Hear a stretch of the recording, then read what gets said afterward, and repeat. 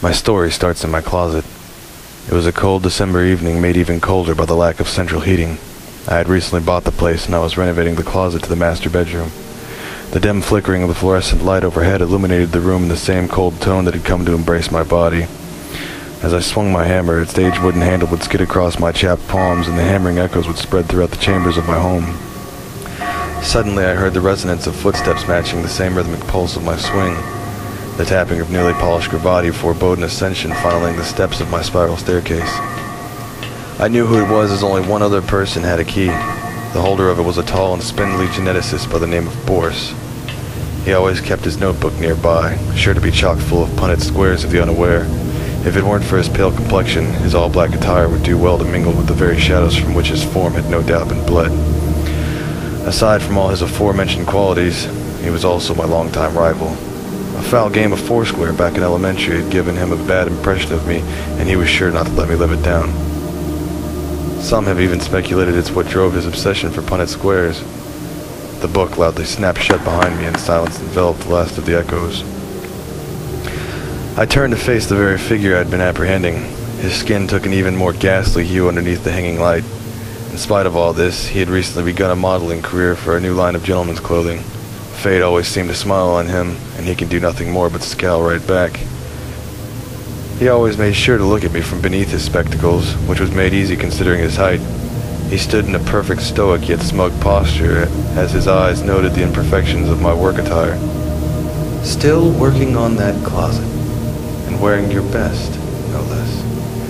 His patronizing tone was difficult to miss. I really don't have the time right now, Boris. I hope you came for more than a fashion show. The right corner of his lip pulled upward as if being drawn like a stage curtain. I did, in fact, come to claim what soon you'll lack, be it all the same. Exposed to plays at an early age, Boris would sometimes fix his speech to meter and rhyme, just another attempt to display his intellect. If you're checking out riddles, I'll spare my efforts. Boris began rapping his notebook with slow and methodic precision. My modeling career has given me great credentials, Gerald. It's your job I'm after. Not that I really care for the profession of a lowly carpenter, but I enjoy trophies, especially ones that belong to others. I'm sure you can relate. I can't say I was surprised. I had seen this day coming for a while. I've never had the strategic mind and sense of action, but I've always had a knack for observation. I didn't feel like entertaining this conversation any further. All I knew was that suddenly I was in the mood for a candy bar. I proceeded around Boris and continued downward to the ground floor. I could hear his footsteps following in a cool and measured manner. Boris didn't mind waiting. He'd been waiting all his life. But for what? I'm not sure either of us was completely aware. Sitting at the edge of my driveway was the very man I expected to find.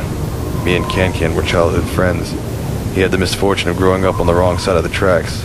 His mother's crack addiction gave him a bad start in life, and the alleyway which he came to call his home didn't offer much of a therapeutic respite.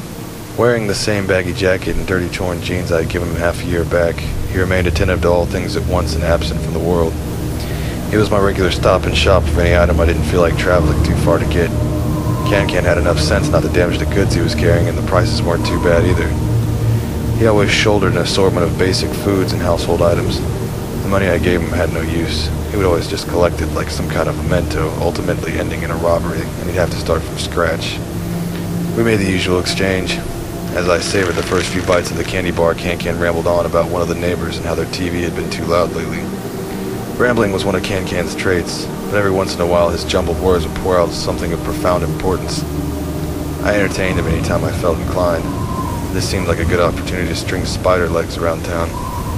As I made my way across the dirt slush of the street, remnants of autumnal leaves cascaded to the ground. Contrary to my presumption, Boris remained at the curb.